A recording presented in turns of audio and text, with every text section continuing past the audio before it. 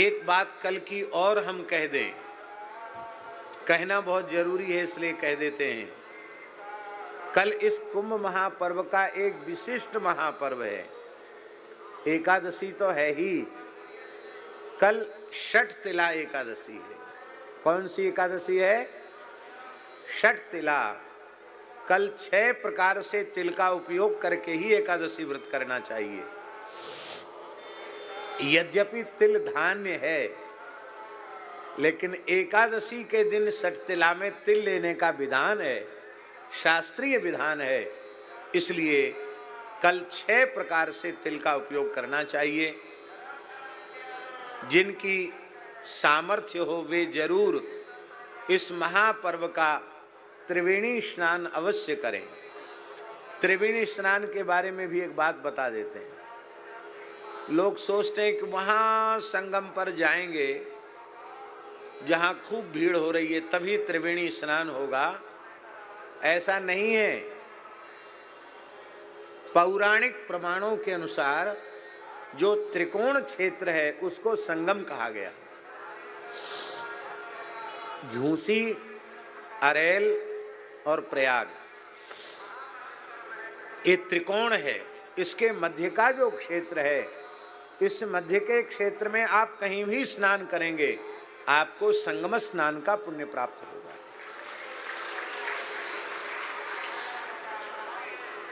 हाँ, ये बात जरूर है कि वहां संगम के और निकट जाएंगे तो देखत श्यामल धवल हिलोरे, पुलक शरीर भरत कर जोरे। वहाँ श्यामल धवल मिलन की झांकी का भी दर्शन होगा। उसका भी एक विशिष्ट महात्म्य है।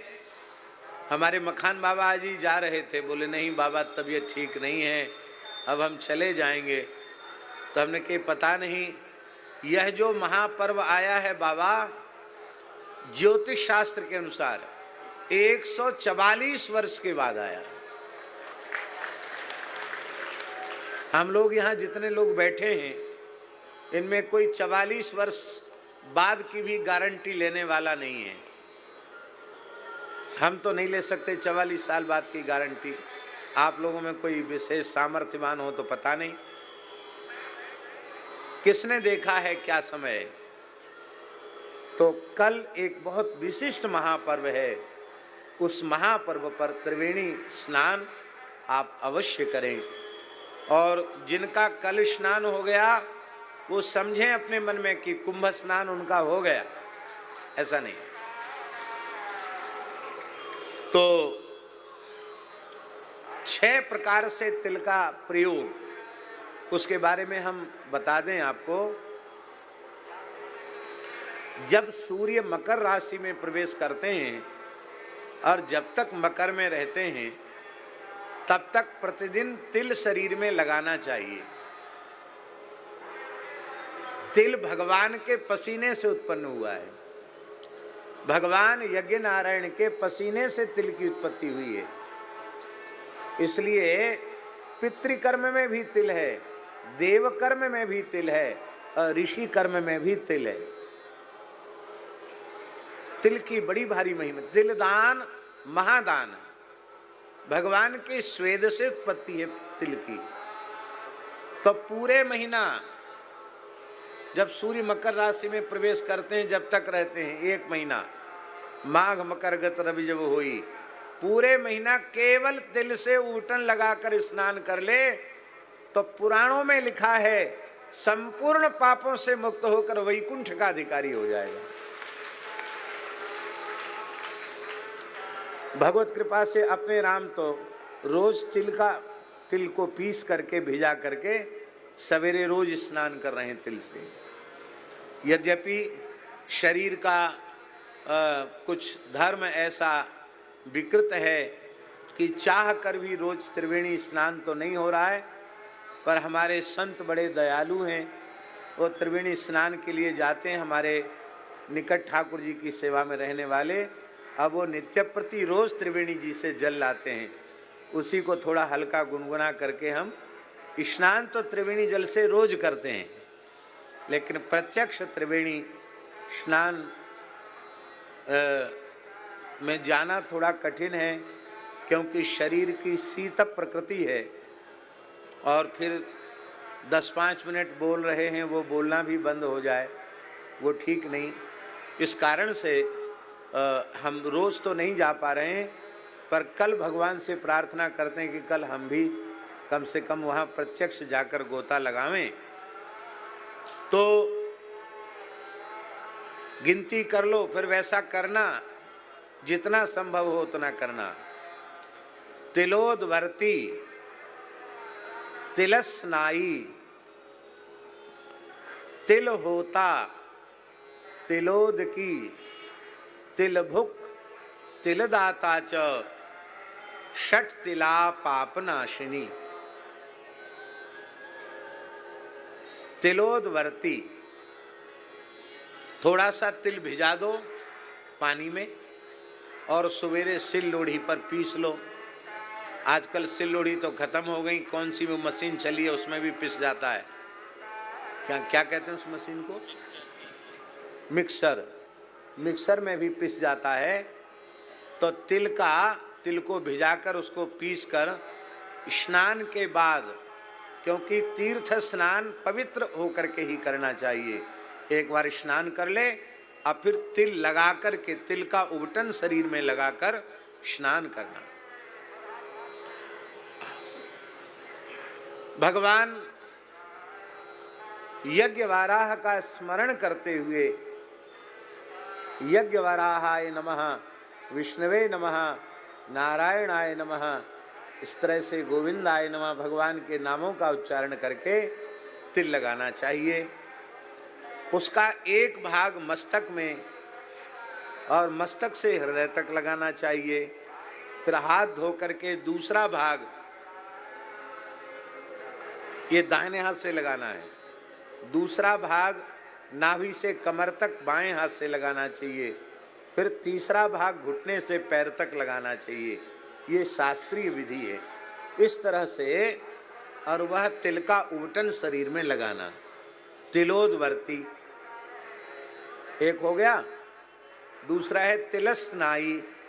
गोता जब लगाओ त्रिवेणी जी में तो थोड़ा सा तिल छोड़ दो, फिर गोता लगाओ, वो हुए तिलस्नाई। तो तिलोदवर्ती, तिलस्नाई, तिल थोड़ा जल में छोड़ करके, हाँ ध्यान से सुने।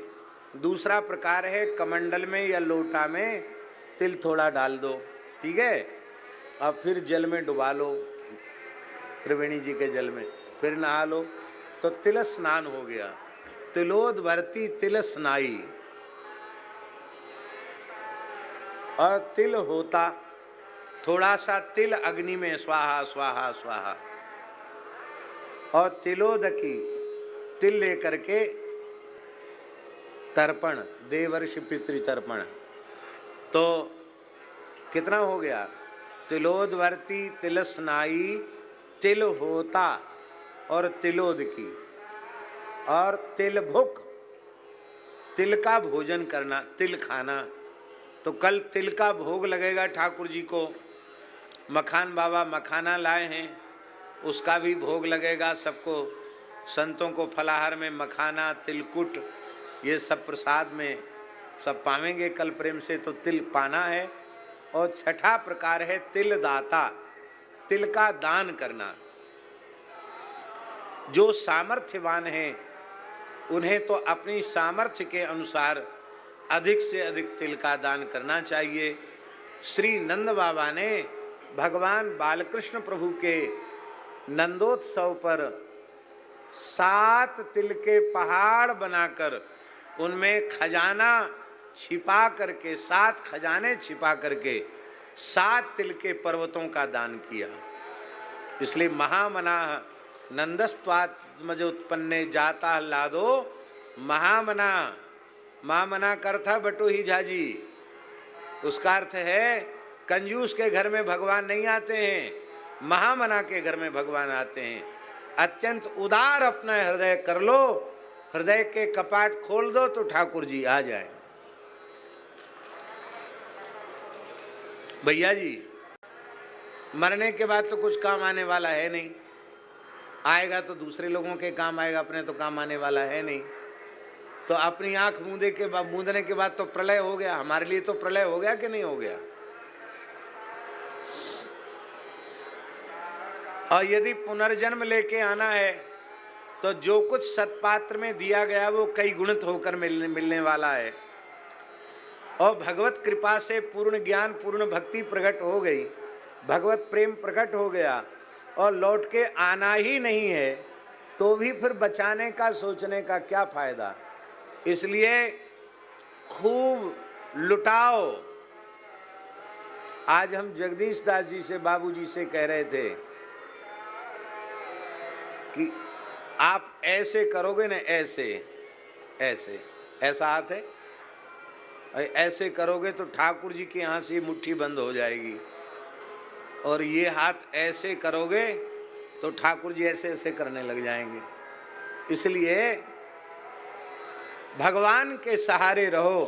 भगवान ने गीता में घोषणा की है, योगक्षेमम वहाम्यहम्, हम योगक्षेम का वहन करते हैं।